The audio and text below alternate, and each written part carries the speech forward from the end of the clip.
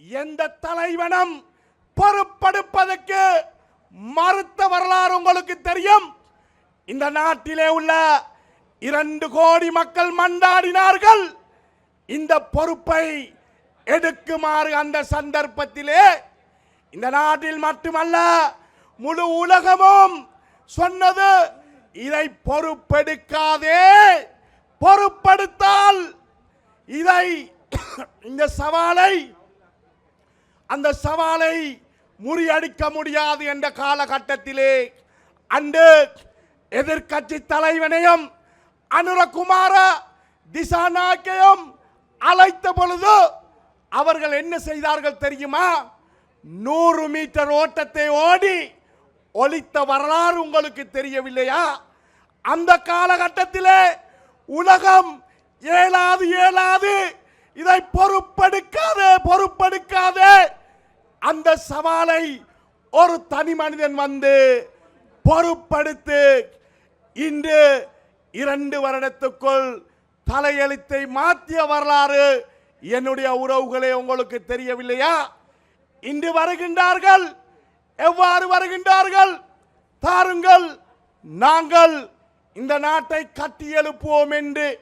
அன்று அந்த சவால் நிறைந்த சந்தர்ப்பத்திலே இந்த நாட்டை செய்ய முடியாது என்று அவருடைய என்று சொல்கின்றார்கள். என்னிடத்திலே நல்லொரு கண்டாயம் இருக்கின்றது. தாருங்கள், இந்த நாட்டை பொருளாதாரத்திலே நான் உயர்த்தி தருவேன் என்று சொல்கின்றார்கள். நிலைமை இலங்கைக்கு வரும் என்று சொன்னார்கள். அதே நேரம் தற்பொழுது அவரிடத்திலே புதிதாக ஒரு டீம் சேர்ந்து இருக்கின்றதாம். யாரு அந்த புதிதாக டீம்? அன்று 69 லட்சம் வாக்குகளை கொடுத்து இந்த நாட்டை நாசமாக்கிய கோட்டாபே ராஜபக்ஷவுக்கு ஆதரவு வழங்குகின்ற நாலகே கொடவேகா, அதே போன்று GL பீரிஸ், அதே போன்று டலஸ் சல பெருமாதானாம் இவருடைய பொருளாதார வித்தவர்களாம். இலங்கையிலே அன்று பொருளாதார வீழ்ச்சி, நிர்வாகத்தின் வளர்ச்சி காரணமாக இந்த நாடு இன்று எந்த அளவு ஒரு பொருளாதார வளர்ச்சியை காணக்கூடியதாக இருக்கின்றது. இந்த தேர்தல் என்பது வெறுமனே தலைவர்களுக்குரிய தேர்தல் அல்ல.